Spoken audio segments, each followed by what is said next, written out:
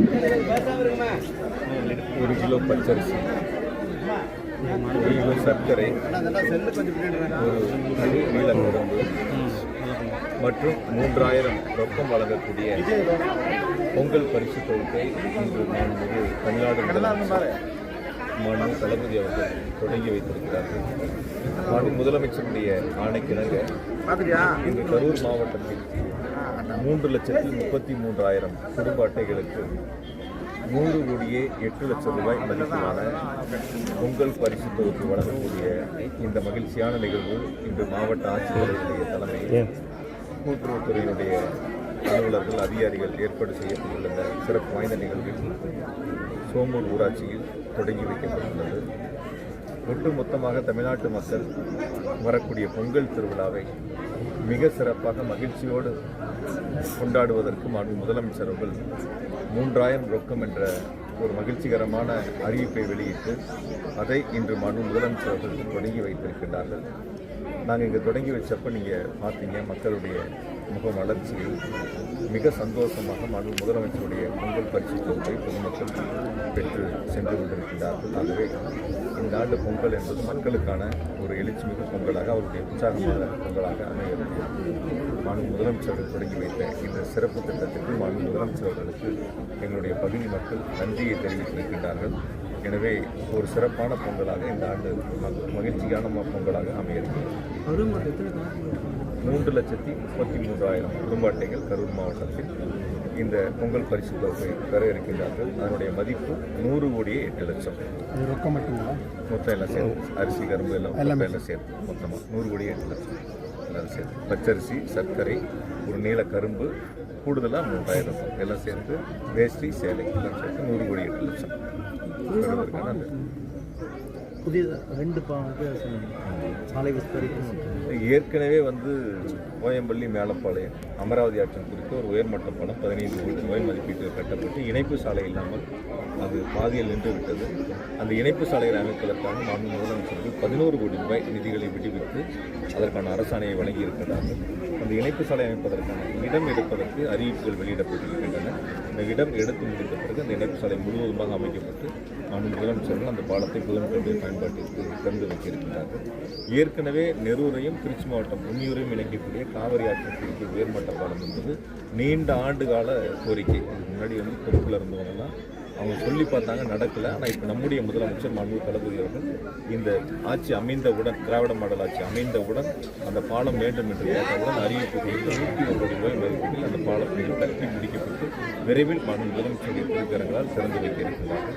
கூடுதலாக ஒரு பாலம் சோமூர் என்பது ரிங் ரோடு சுற்றுவட்ட சாலை அமைப்பதற்கு ஏற்கனவே அறிவிப்புகள் வெளியிடப்பட்டு சில அரசியல் என்ன சொல்கிறதுனா மக்களிடத்தில் செல்வாக்கு இல்லாமல் இழந்தவங்க இந்த திட்டங்களாக செயல்படுத்தக்கூடாது என்ற குறுகிய மனப்பான்மையோடு பல தடைகளை ஏற்படுத்தி நீதிமன்றம் வரை சென்று பார்த்தார்கள்.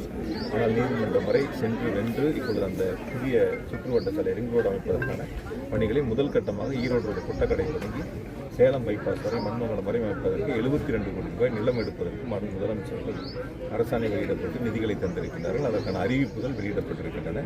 இப்போ அடுத்த கட்டமாக சேலம் பைபாஸ் மண்மங்கலம் தொடங்கி 16 மண்டலம் வரை நெரூர் சாலை வரை எடுப்பதற்கான 2ஆம் கட்ட பணிகளை நாங்கள் முன்னெடுத்திருக்கின்றோம். அதற்கு அடுத்து 16 மண்டலம் தொடங்கி வீரராக்கியம் வரை இந்த சுற்றுவட்ட சாலை அமைய இருக்கின்றன. அந்த வீரராக்கியம் சாலை அமைக்கின்ற பொழுது மீண்டும் ஒரு பாலம் சோமூர் பகுதியில் கூடுதலாக அமைய இருக்கின்றன. ஒரு தீவை போல இருந்த ஊராட்சிகள் இப்பொழுது 3 பாலங்களை பெற்று சிறப்படையக்கூடிய வகையில் மாண்பு முதலமைச்சர்கள் அதற்கான திட்டங்களை தந்திருக்கிறார்கள். இன்னொன்று கூடுதலாக பார்த்தீங்கன்னா ஒரு வழிச்சாலையாக 16 மண்டலம் தொடங்கி செல்லிபாளையம், அதுக்கடுத்து பார்த்தீங்கன்னா திரும்ப சோமூர், திரும்ப நெரூர் போகிற வரைக்கும் பார்த்தீங்கன்னா அகலங்கள் குறைவாக இருக்குது. போக்குவரத்து நெரிசல் ஏற்படுது. 2 வாகனங்கள் ஒதுங்கி செல்ல முடியாத சூழல் இருப்பதை உணர்ந்து இப்பொழுது 10 கோடி ரூபாய் நிதியை மாண்பு முதலமைச்சர்கள் சாலை விரிவாக்கம் செய்வதற்கு வழங்கியிருக்கிறார்கள். இன்னும் கூடுதல் நிதி தேவை என்றவுடன் அதற்கான திட்ட மதிப்பீடுகளும் தயார் செய்யப்பட்டு அரசுக்கு அனுப்பப்பட்டிருக்கின்றன.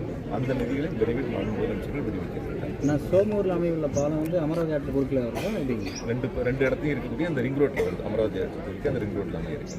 நெரூர் உன்னியூருடைய பேருந்துகளை பாலம் திறந்த உடனே அந்த புதிய பாலத்தில் அந்த பேருந்துகள் இயக்குவதற்கான நடவடிக்கை மேற்கொள்ளப்படும். பாலம் திறந்த முடிச்சுட்டாங்க. பாலத்தை முதலமைச்சர்கள் அந்த பாலத்தை திறந்திருக்கிறாங்க. விரைவில் அதற்கான பணிகளை முன்னெடுக்கிறது.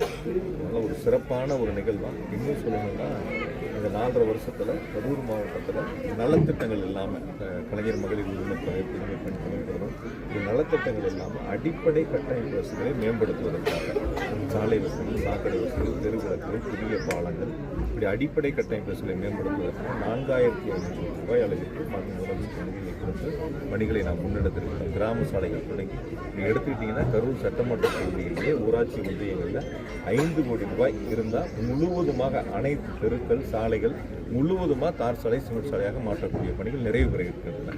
இந்த 5 கோடிய நிதியும் இந்த வாரத்தில் மாநில முதலமைச்சர்கள் வழங்கியிருக்கின்றனர். மாவட்டம் முழுவதும் இது போன்ற கோரிக்கைகளை முன்னெடுத்து மக்கள் கொடுக்கக்கூடிய மனுக்களுக்கு தீர்வு காணக்கூடிய வகையில் தொடர்ந்து நிதிகளை மாநில முதலமைச்சர்கள் வழங்கி வருகிறார்கள். இப்போ கூட பார்த்தீங்கன்னா 5 கோடி ரூபாய் யூனியனுக்கு இப்போ கொடுத்துருக்காங்க. மாநகராட்சிக்கு இப்போ 5 கோடி ரூபாய்க்கான நிதிகள் விடுவிக்கப்பட்டிருக்கு. கூடுதலாக மாநகராட்சி இன்னும் ஒரு 30 கோடிக்கு மேற்பட்ட நிதிகளை விடுவிக்க இருக்கின்றனர். அதில் வளர்ச்சி என்பது திராவிட மாடல் ஆட்சியில் மாநில முதலமைச்சர் தொடர்ந்து நிதிகளை தந்து கொண்டிருக்கிறார்.